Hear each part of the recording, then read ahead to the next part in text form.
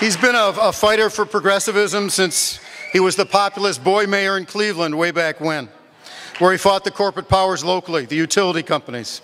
And he's always been a union man, working for unions both in and out of office. And he's been the most outspoken, or certainly one of the most outspoken progressives in the House for decades now, standing up against NAFTA, opposing war, advocating for a Department of Peace. And his presidential campaigns inspired millions of people, even though the corporate media was dead set on ignoring him. And Dennis Kucinich knew he had to come to Madison. He knew he couldn't miss this. He knew he had to participate and show solidarity. He called me up one day at home and said, "I've got to come out here." And so we made room for Dennis Kucinich. Please welcome Dennis Kucinich.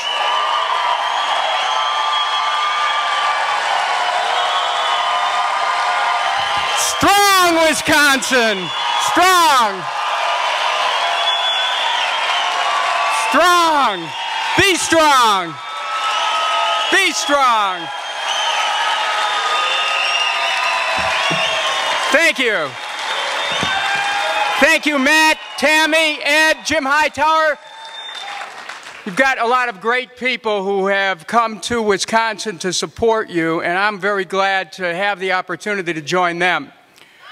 This is a moment in American history where we're called upon to respond with everything that we are, with all that's in our heart and soul, so that we can reclaim the essence of economic justice before somehow it is lost on the corporate scaffold. We have to fight back. We fight back for our democracy. We fight back for our Constitution. We fight back for freedom of speech, for the right to assemble, for the right to freedom of association. We fight back for due process. We fight back, and we fight back here in Wisconsin.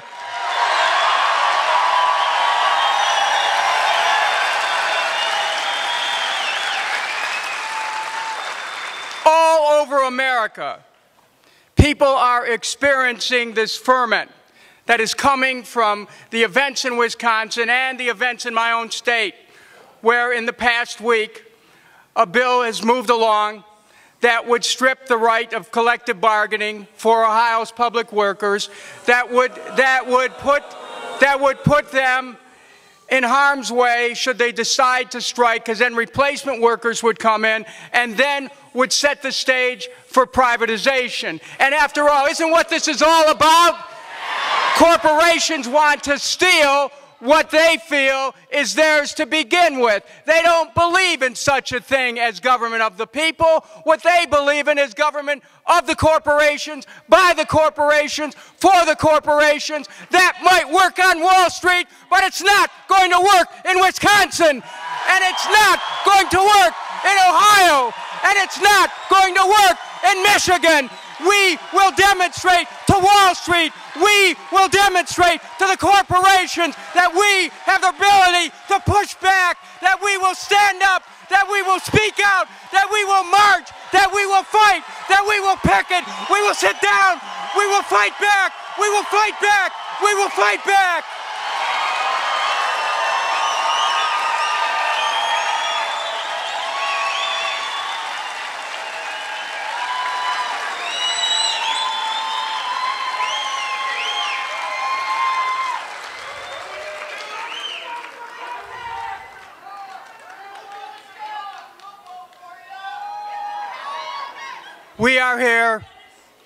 We are here not for ourselves.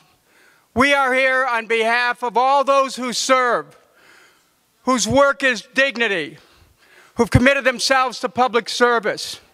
We are here for them to say that they and all workers everywhere have a right to join a union, have a right to collective bargaining, have a right to strike, have a right to decent wages and benefits, have a right to a secure retirement, a right to a safe workplace, a right to be able to participate in the political process, and a right to reclaim their government.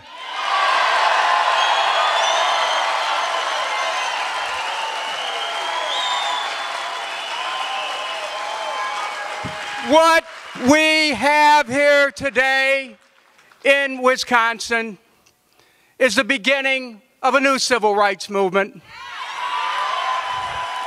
Because historically, we have to understand that historically, the right that workers had came apace of the civil rights movement, which resulted in breaking slavery, because working people understood that unless they fought slavery and joined with the abolitionists, that their ability to be able to make a living was going to be compromised. So what we have now here is the 21st century version of a civil rights movement where we understand that an economic democracy is a precondition of a political democracy.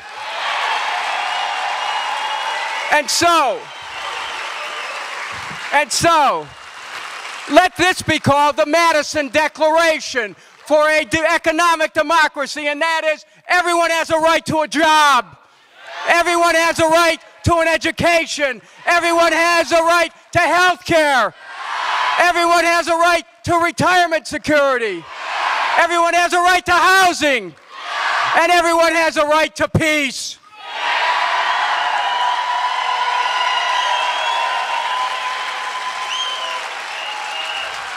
This attack on our workers, this attack in Washington on working people, that results in wealth being accelerated to the top, that results in tax cuts going to the rich, that results in energy policy turned over to the oil companies, that results in defense policy turned over to the arms manufacturers, that results in endless war, that results in a national security state. It's all a part of the same thing, and it's up to us to fight back, fight back, fight back, fight back, fight back, fight back, fight back, fight back.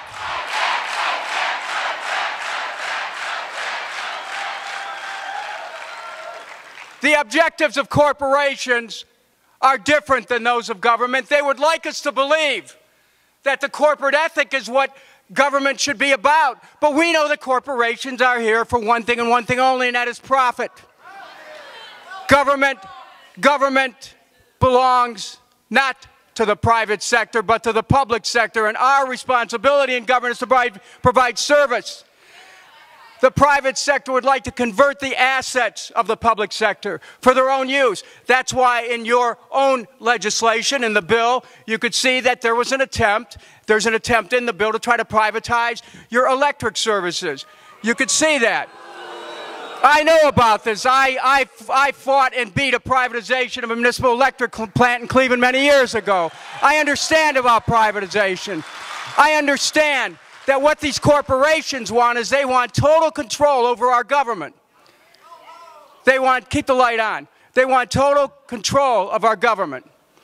In Michigan, we learned that the state legislature there is passing legislation that will enable a fiscal manager to come in and literally abolish city governments and school districts. Now, why are they doing this? Think about it. They'll do this so that the city governments and the school districts can be run for banks and for Wall Street. They're going to make sure that Wall Street will get its pound of flesh, that Wall Street will be able to handle through these managers. They can break union contracts. They can reduce the city government to mush. City councils and mayors don't mean anything. School boards don't mean anything. We are fighting for our democracy here. We are fighting for it, and we will not fail to recover it.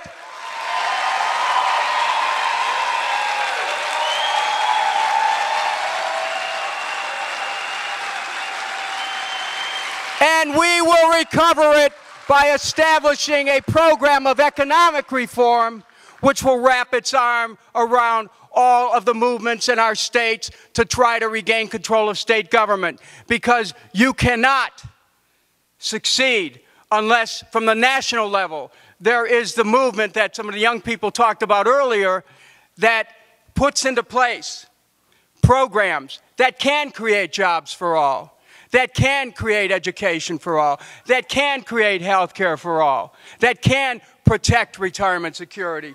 and that can create peace. Right now, we are told in Washington that when we want various social programs, we're being told, well, we can't afford it. But when they ask for trillions of dollars for war, no one said, oh, we can't afford it. What they say is just borrow money from China and Japan and just keep the war going. Part of our program for economic reform is that we end the wars in Iraq. We end the wars in Afghanistan. We stop this national security state. We bring our troops home from around the world. We stop the Pentagon control of our government. We break the hole by breaking their budget.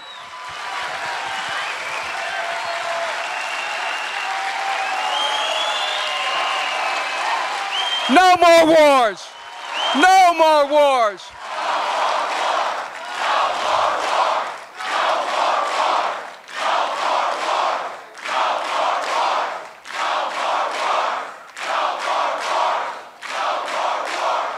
No more wars.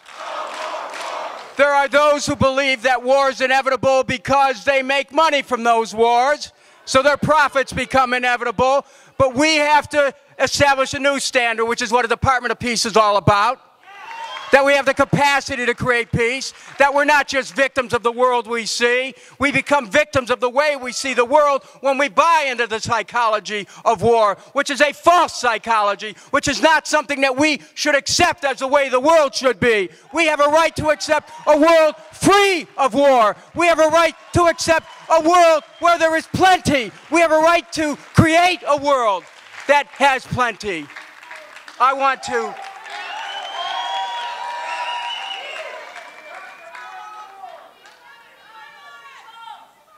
also want to say that when we talk about, if we are going to create a context where state governments can survive for the people, then there has to be accountability. Now, you're showing in Wisconsin, you're determined there's going to be accountability for these state officials who are not responding and are doing the bidding of corporations. I want to add this.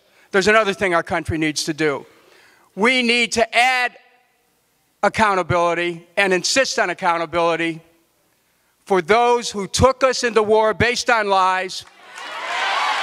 I want to say this in Wisconsin because it needs to be said somewhere, but it's time that those who took us into war based on lies, they ought to be prosecuted once and for all. Let's reclaim our nation. Let's reclaim our dignity. Let's reclaim our morality.